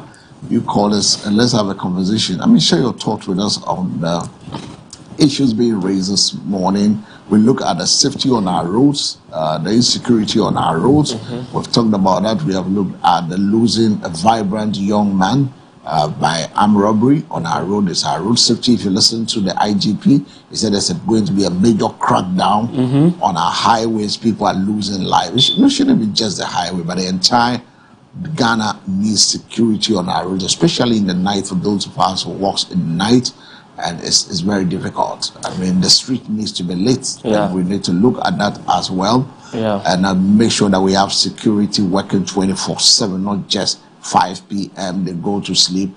When they are post, they are only at their station, but we should get our system being patrolled 24/7, not just on one side, but all the roads in the country need some security and some lit to get us. Ghana is too dark. Now we've looked at the NPP, the NDC, sorry, with issue that has boils down to who leads the party. And from the Info Analytic survey, used to be Haruna, and currently is the chairman of the party, Johnson, who is leading. Others are falling apart, followed by Keselati Forson, inching closer, who used not to be in the race, but now he's part of the race. Haruna Idrisu, who was there now to keep dropping, is at the third position, according to the analysis from the research done by Info Analytic. So that tells you, so we're looking at that as to who leads, who do you think should be able to lead the NDC come to 2028. Quite apart from that, we look at the happenings at the ports with the Publican AI, that the ultimatum has been given by the freight forwarders. We'll look at that story as well. So all the stories are there. You can call us. And then we'll look at the Black Stars, appointing a new coach to lead the team. What is the clarity? What's the way forward for the coach? What are we looking at achieving for the 2026 FIFA World Cup? Bringing in respect, he's been at 5 World Cup. Maybe Ghana will be his luckiest country going to the World Cup with him. We may never know. The time is too short, but we still at the FA believe that he has what it takes, the magic wand, to be able to turn this nation around. Go with the passion of the nation is football. 0537158638. And then the MPP Abronia that was picked, the Bono area was transferred to Accra, that the NPP raised eyebrows around it. You've heard all the commentaries that go with it. Is it fair or is not fair? Share your thoughts with us. So those are, so we're still looking at the newspapers, and then you were on the Dispatch, right? Yes. So I was trying to make one comment remark that things may change because Ato was initially not in the race, but because of how he has managed the economy, you know, people think that if he decides to enter the race, you know, he has some chances. He has some chances. And you remember, even just this morning, the World Bank has been commending his leadership at the ministry and his roles in stabilizing Ghana's economy and all of that. Same way, should the economy go the other way, which we pray it should not because of Ato, but because of Ghanaians. We pray the economy shouldn't go the other way. But if it does, he may not be in the race because the confidence will not even be there. What will he be campaigning on? That is it. One scandal, if one scandal hits the Ministry of Education, so you see, anything can happen in 24 hours. Something can just happen, and then it will affect the chances of these people. So it is not as if this it's like a constant thing. It's not a done deal. So for you know, look, we still have about 2 or more years. Something drastically will happen and another person will enter this race. Yeah, so I mean, we are still analyzing the space. And it is one thing that is causing this what was it called, a good competition, a healthy competition among all these people. The education minister is working, the minister for foreign affairs is working, Sam George is working, you know, Ato Forson is working, because they know that, Charlie, if you know job, it will affect your chances. So yes, it's a good thing. I would like to see more and more, and yeah, we'll also be doing, stay tuned, we'll also be doing our own level of analysis. If you have any. Hello? Hello, good morning. Good morning. Good morning, sir. Your name? What's your name, sir? Good morning. Good morning. If you are listening to yourself on the TV, put your TV volume off so we can talk on the phone, please. Because when you say good morning and I say good morning, you come back again to say good morning. So turn the volume of your TV set down. Let's talk on the phone. Well, the Archives newspaper said pastor, 2 others arrested for attempting to bury a baby alive. What's wrong with Very us? disturbing story. Very, very, very disturbing story. I mean, how can you sit down and think of doing such a thing? How? How? No, it's For what reason? No, for the reason that he want numbers, he want money. So he has to sacrifice. So you have to kill somebody. He has to kill that baby For power. Maybe he will become the president. Maybe he's the one to turn the tables around for this nation. The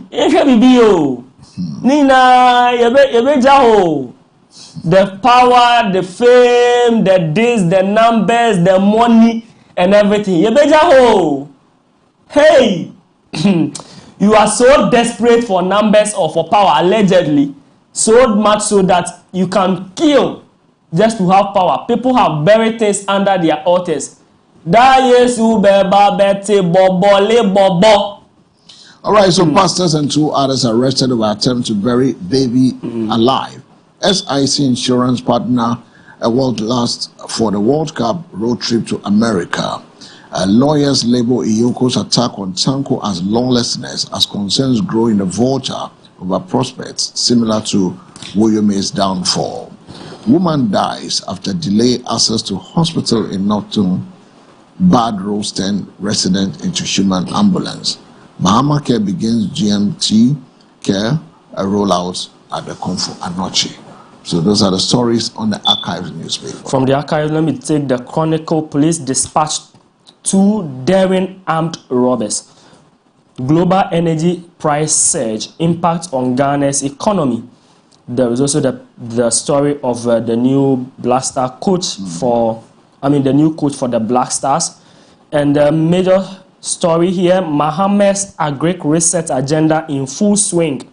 MOFA signs memorandum of an understanding with Central Group to boost agro-processing and fertilizer production nationwide. Stories on the front page of the Chronicle. Now we do the daily guide. NPP flag bearer race. Asiedun Ketia leads with 29%. According to report, philanthropist Alhaji Fuzak donates bus to Ambaria Sunni community. Government agric reset gains momentum. MOFA Santua signed landmark agreement. And pastor 2 others, the story is there, court carrying burying a baby alive. Story on the daily guide. Nothing that happens to be our final newspaper this morning, the Daily Guide newspaper. The number is 053-715-8638 is the numbers. We're going for a break. When we return, we'll bring you some more conversation. Please don't go away. Just stay with us.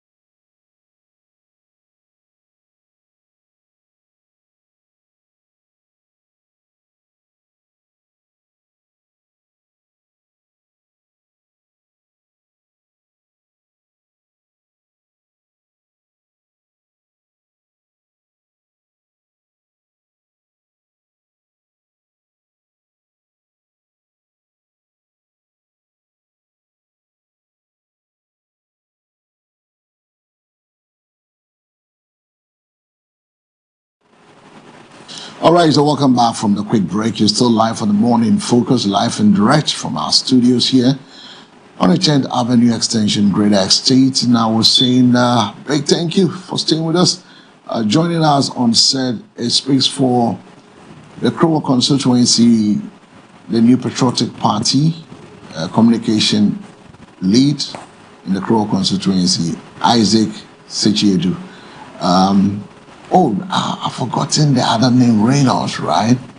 Right, so it's Isaac Reynolds Sechiedu joining us this morning to have this conversation. We'll be going to the port. We'll trek to the port first, trying to find out what is this Republican AI that freight forwarders are not excited about, that they want to lay down their truth. They are calling people, don't clear this, don't do that. Professor Jampo also coming in. Remember the Shippers Council boss is also there. We'll go to take a listen to him. He believes in dialogue. He believes that there should be some dialogue, there should be some Jojo. And right after that, we get into studios to have this conversation with the man before we dive into the primary healthcare issues. Today's health, right? And the government is about rolling out the primary health, free primary health across 150 districts. Phase one of it. Out of the 276, right? We're going to do that. But first, let's take a listen to Professor. Let's go to listen to Professor Jampo. Key stakeholders that we tend to work for, we tend to protect, and we tend to negotiate in a manner that projects their interest. Section 26(1) of the Ghana Shippers Authority Act at 1122 says, no service provider can render services to shippers unless they are registered with the Ghana Shippers Authority for the purposes of regulating the activities. And so we cannot regulate the commercial activities of shippers as provided for by our Act and shipping service providers without knowing or registering them. So prior to the passage of our Act and after the passage, we held extensive consultations and meetings with all stakeholders about the need for them to be registered. You cannot regulate the activities of people you are working with if you don't know them. So at the moment, shippers, and I'm talking about here importers and exporters, are being registered, but shipping service providers like JAPTU are yet to be registered. Recently, we engaged their membership in Takoradi, Tema, and in Kumasi, and their leadership noted that they had already registered their members and that our attempt to re-register them will be a duplication. We agreed to discuss and resolve their concerns in line with the law. So it was therefore surprising when we saw in the news that they are communicating their intention to embark on a sit-down strike. I'm told they said they wrote to us, but checks at my secretariat show that no letter has been received from them. And yesterday, because of this, I held some telephone discussion with their leadership, and we've agreed that this afternoon at 12 p.m. we'll meet with all of them to look at their concerns and to see how we can address them. There is no cause for alarm.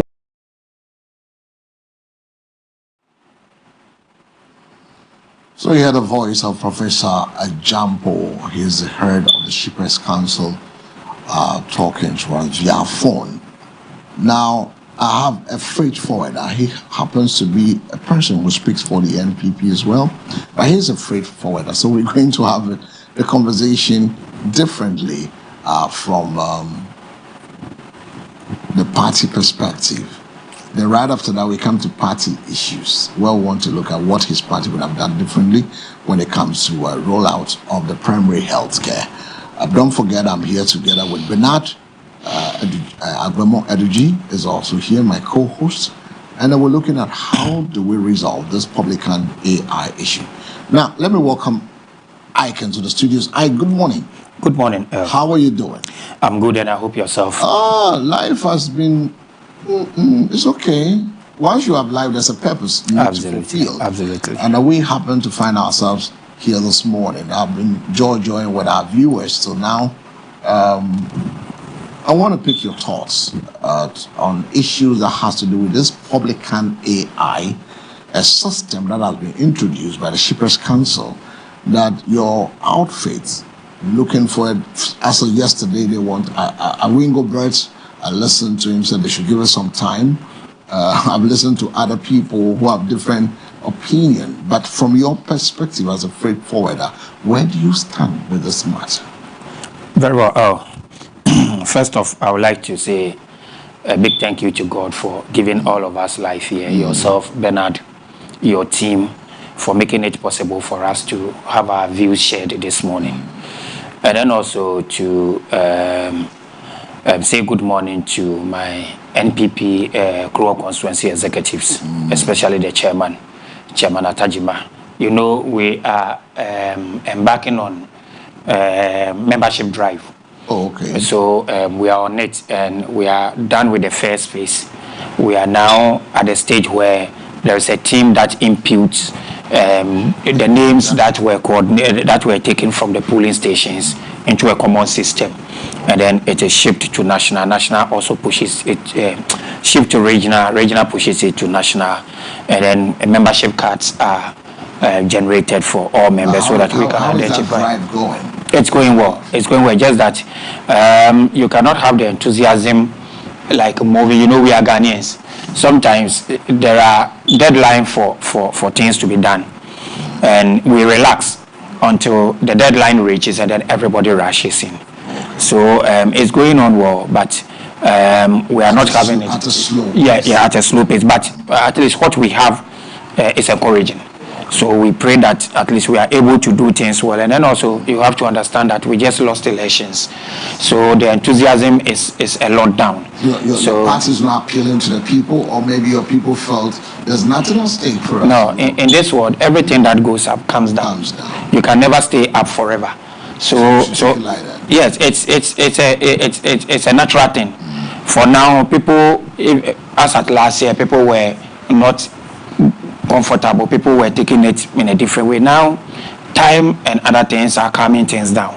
So I know that the team led by the secretary are doing a good job. And then also we have a regional rep, Mr. Archibald Kobina, also doing a good job at Nungua Krowo here. So I say thank you to them. And also I greet our flag bearer, His Excellency, the former Vice President, Dr.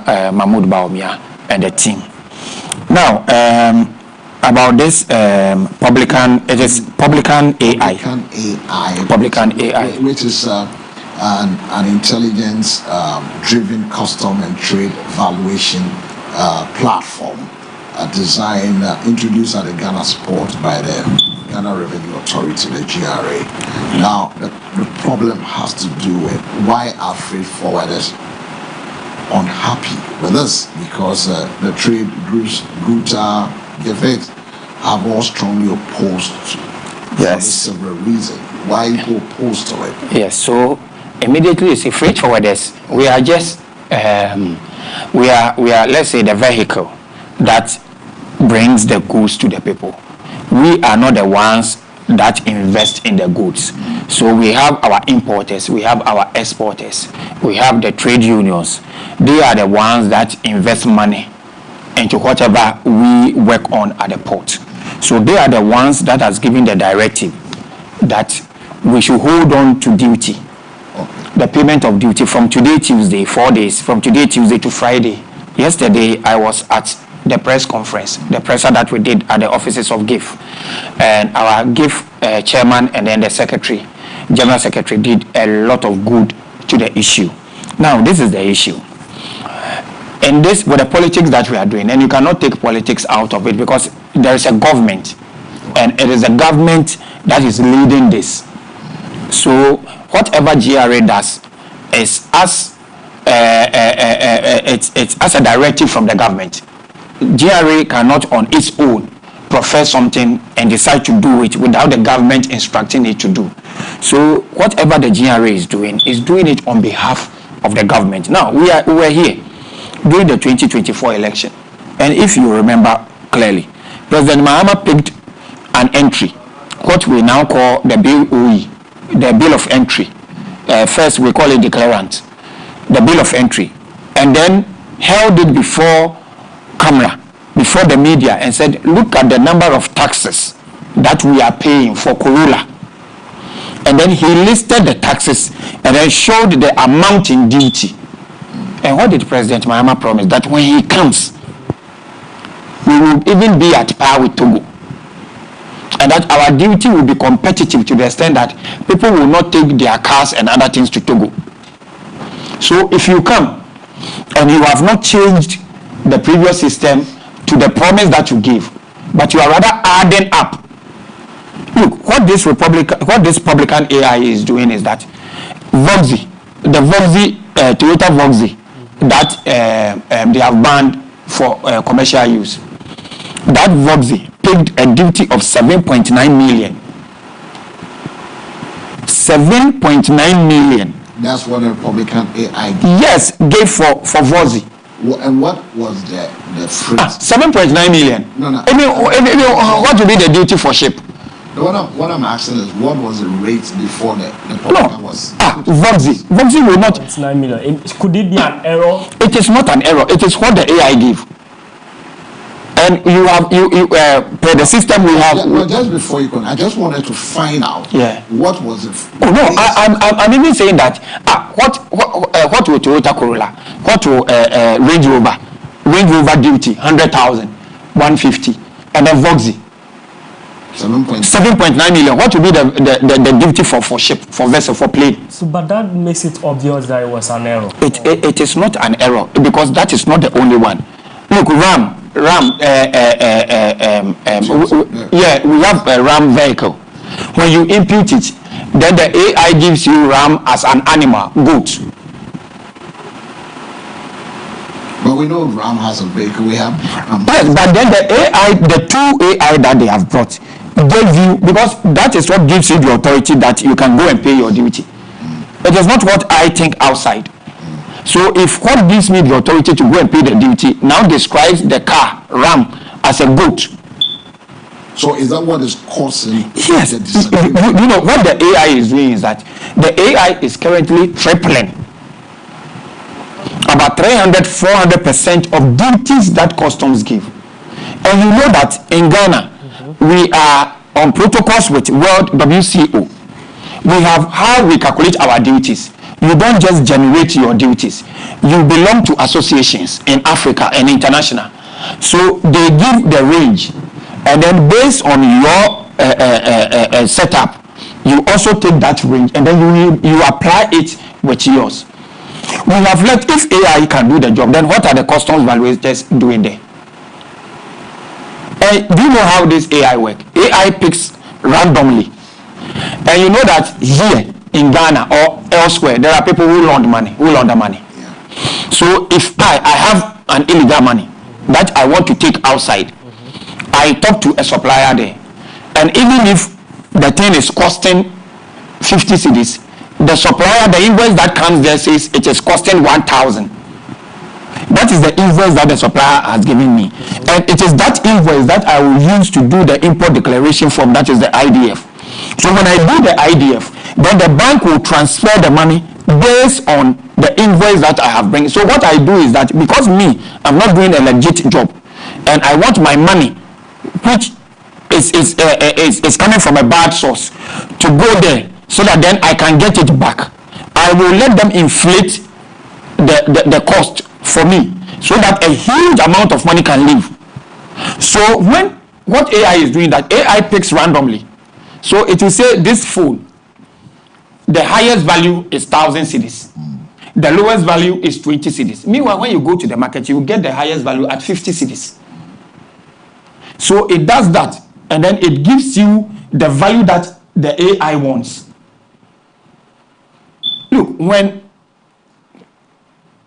how much that plantain, the bunch costs here, the highest will be around, let's say, 150. But when you take it outside, they have their own valuations that they will add up. By the time you see the value there coming to Ghana cedis will be about, let's say, 1,000. Yeah. But then when AI picks, AI will pick it there as though that is the value for the plantain. Okay. What the AI is doing, look, there was no broad engagement, consultation. Look, the NDC itself said that we are being overburdened by duty. And the president himself said it. So if in opposition, he said the party then in government is overburdening us. Isn't it right that when you come, you bring it down? But what was the AI introduced to do? What was the main reason for bringing this AI on board? They said the Minister of Finance said there are leakages, loopholes. So they are bringing this AI to clutch that loophole. Okay. Go and then find it. Let your producers find it. What GRA was supposed to raise for the government in 2025, and then what they actually raised. Okay. They always raise above what they are given. So if you look into all the systems and then you give them a particular amount that this is what you have to raise, and they were able and they raise above it, where there lies the loopholes. Well, for the sake Where there lies the loophole? For the sake of our viewers, I think Bernard was trying to find out exactly what the AI, the publican AI, is all about. I did in a pre-introduction. I did tell you that it's a system, it's a new artificial intelligence system, driven custom and trade value platform, which include introduced by the Ghana Revenue Authority. That was what they've done, and the Ministry of Finance. What it actually does is that it's designed to support the custom officers by checking the value of imported goods using global price data, flagging suspicious or under-declared invoices, and helping detect fraud or under-invoicing and revenue leakages, speeding up custom decision-making during the clearance. So the important clarification is that official says it does not directly set taxes or duty. It only flags risky declaration for human officers to review before final decisions are made. It is never true. That is what we are made to understand. Yes, but it is not true. But it is not doing. It is not true. Doing the other way around. Look, El and Bernard, I'll tell you something. And this, and it's also in this country, and it's also linked to the wider push for to modernize the Ghana's port system alongside the ICOM, the integrated modernizing it is just English. They've just wrote something there. Look, in this country, the way we give our duties, the way our duties application is structured, you can never say somebody has given you an invoice that is undervalued. Do you know how it works? When I give you an invoice, Customs does not give me the document based on the invoice that I gave. They have their own range. You understand? So I can say that I bought this phone for 2 cedis.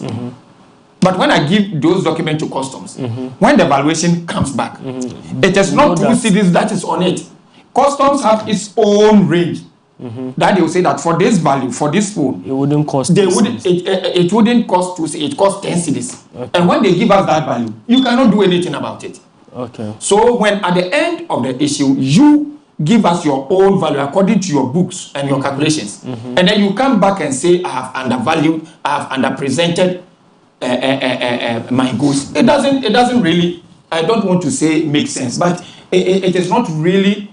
So you mean that currently, as we speak, even before this publican AI, Customs team had a system where if a forwarder tries to undervalue a particular product, they have their own means of getting the accurate or at least near accurate value of the product. And so without AI, it is impossible for them to. They are exceeding their target. The thing is that they are exceeding their target and they are doing it already. Look, if you cleared goods in 2025 and you pay 40,000 cedis as your duty, with the publican AI, you are to pay about 150, 157. Why is it so? It is because the AI picks randomly what it wants to pick. There's the opportunity for you to write back But anytime you do, the AI gives you decline. Look, there are a lot of issues. Look, I have the invoices some in my car, and when we go, I will not show it on set. I will show it to you. Like frozen products that were paying just last 2 weeks. We're paying around 90 something. It came 191, 196. I have the declaration, the BOE in the car. And so now that you guys are switching this sit-down strike, the importers are saying don't go clearing stuff. What are you looking at government to do about this? When government does not get its revenue, government will then reason with us. We don't lose anything. As for me, when I go and then I do my clearing, I get whatever the importer will pay me. But then my conscience, and then also my work doesn't only end there. Whatever that is being brought into the country, I will also go out and buy. So if somebody who paid 92,000 for a particular product of frozen chicken, today is paying 196. That 102,000 that is on. It will at the end of the day be at the cost of the end consumer, of the one who is consuming. So who are we doing here? We are not fighting for our own cause. We are fighting for the citizenry, because they are the ones who consume what is coming. And look, we all know that in generation-wise, whatever government's revenue, about 80-something% or 90% passes through the port. The port, right. So all that we are saying is that the president should live by his promise. Even under NPP, the president was saying that we are overburdened with taxes and duties. So you cannot, morally, you cannot come and raise it and hide behind. But the point is that if from afar the story is different, maybe from now the story is different. You know, these are the things that we say or we do in defense of people who come. No, nobody. No. We are all having it. You are not saying that. You are asking a question, and you have every right to ask a question, and you have every right to ask the questions that others will be asking, but they are not. So when you ask questions, you are not asking it for yourself. You are asking it for people. And you are asking it for every stage of you are asking it for those who are sitting on the down trolleys, those who are at the middle, and those who are there. You are asking for everybody. But these are some of the questions that when people ask, or statements that when people make in defense of people who give promises and they don't fulfill it, with the excuse that, oh, I wasn't there, so I didn't know. Now I have come. I know. Then it is going to follow.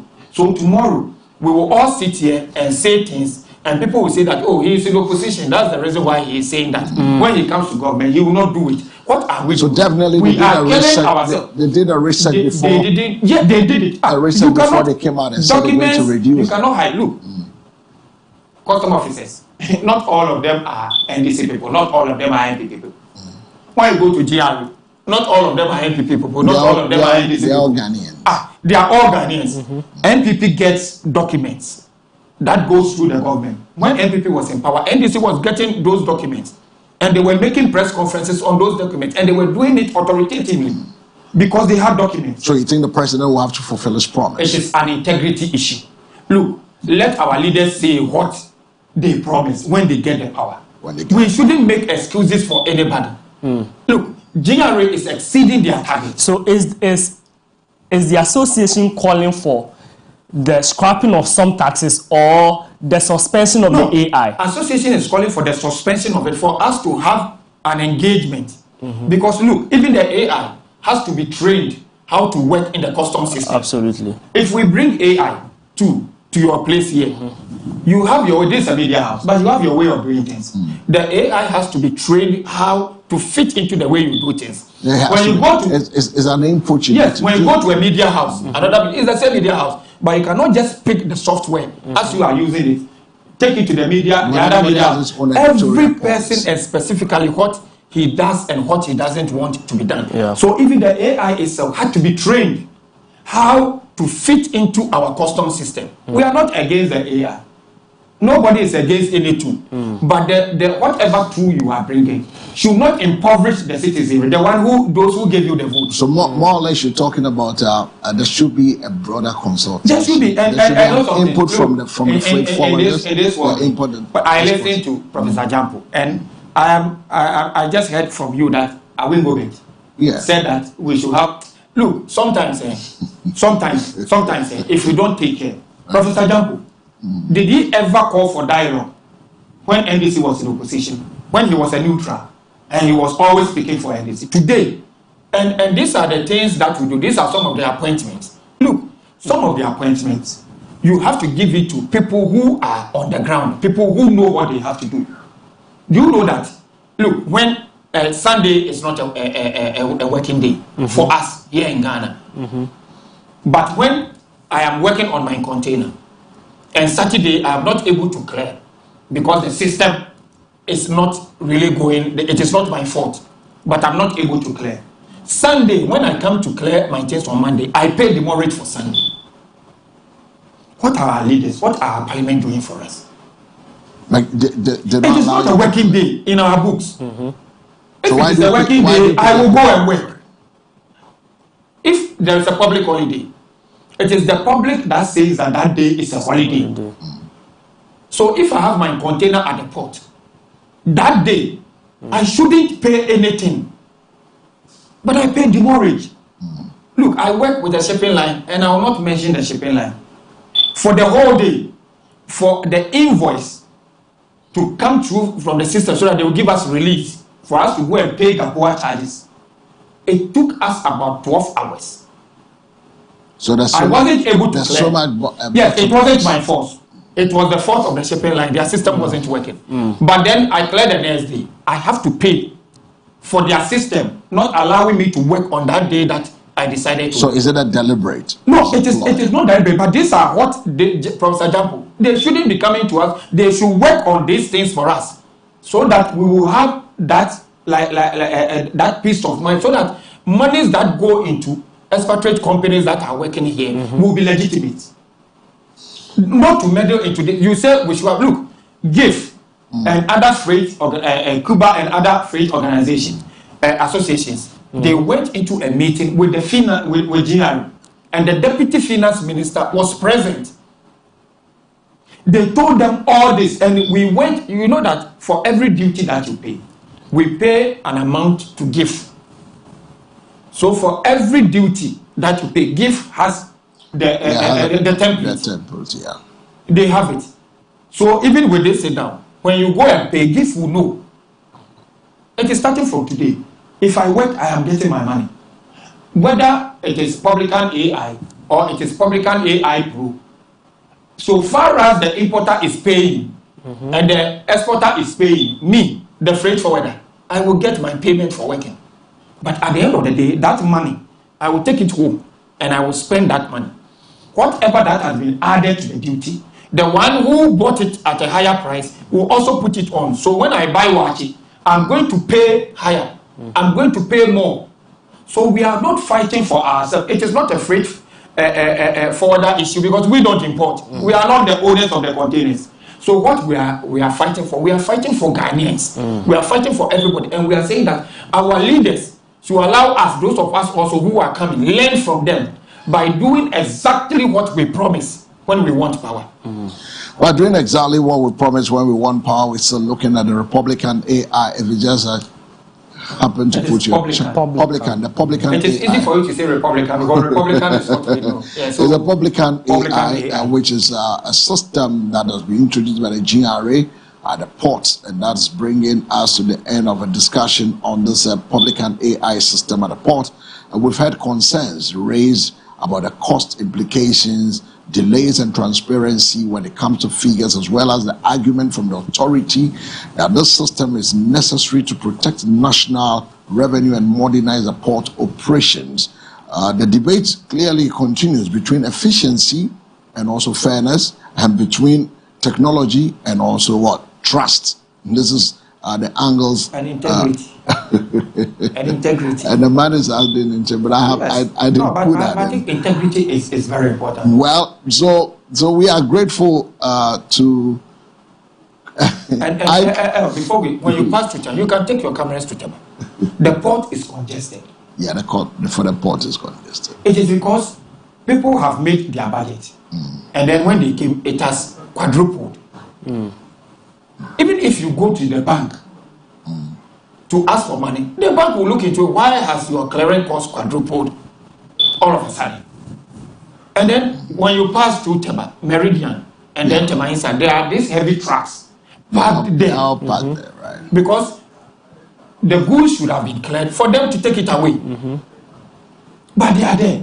Because if the importer does not get the money to give it to me to go and work on his containers, the containers will not come out for the driver to also drive it out. The containers will not come out for the driver to also drive it out. This is a very serious issue. And I think the media, yesterday the media were there. Yeah.